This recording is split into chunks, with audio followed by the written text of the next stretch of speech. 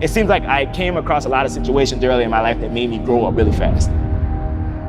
As I was coming up, freshman year, that was a weird time in my life. I grew up on the west side of Chicago. It's a rough area and everybody has their struggles. And so I was having to do a lot of stuff for myself. It was like, hey, you gotta make this happen. Nobody else is gonna make it happen. I take that same mentality to wrestling. When you're out there on this mat, in that circle for 6 minutes, nobody's gonna make it happen but you. I guess you could say my personal life with what I know from wrestling. I feel like there's nothing that I'll encounter in this world that'll be too hard for me. I love wrestling because I feel like wrestling saved my life. In 1955, Muhammad Ali walked into a police athletic league gym and it changed the course of history, right? That's what Beat the Streets is trying to do. We're basically bringing wrestling to the city. We're trying to give these kids the same opportunities that we've had. We have youth wrestling clubs. We have high school regional training centers. It's a really structured, organized curriculum and program. I always start every demonstration I do with, who here has wrestled before? And I say, everyone has wrestled. You got brothers, sisters, cousins, maybe not on the mat, maybe not with rules, but I haven't met a kid yet that doesn't enjoy wrestling. Team number one. It's the most difficult thing you can do physically. So when you're challenging yourself physically, you're forced to challenge yourself emotionally as well.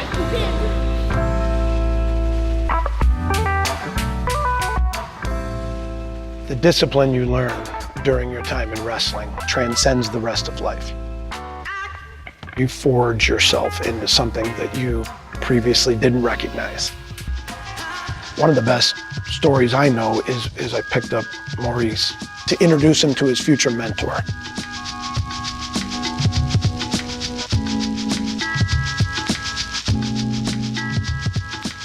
Danville, he was like, hey, he greeted me so good. I never saw nobody ever smile that way. I never saw nobody shake their hand that way. I never felt that type of energy that he was giving me. The coaches that are involved are going to treat your kids like their own. And they're gonna challenge them, but they're gonna love them, and they're gonna expect them to progress.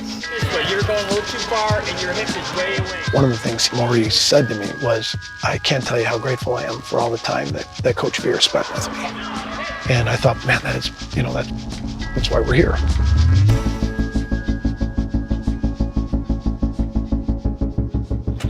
When I grew up, I never knew my father.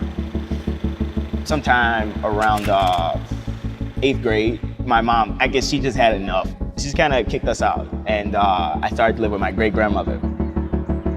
My junior year in high school, my great-grandmother passed away. I had no family at that point.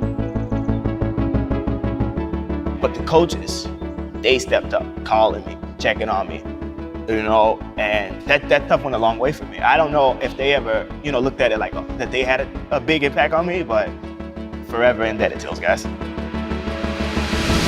Chris made a really big investment in the sport of wrestling and therefore in himself, and it shaped Chris. Chris is now a mentor and a coach at Beat the Streets.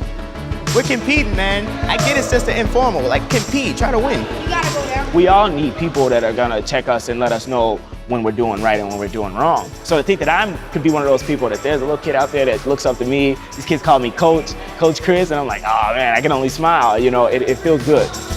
We're gonna give kids that outlet to feel free and just have fun, while getting better at wrestling.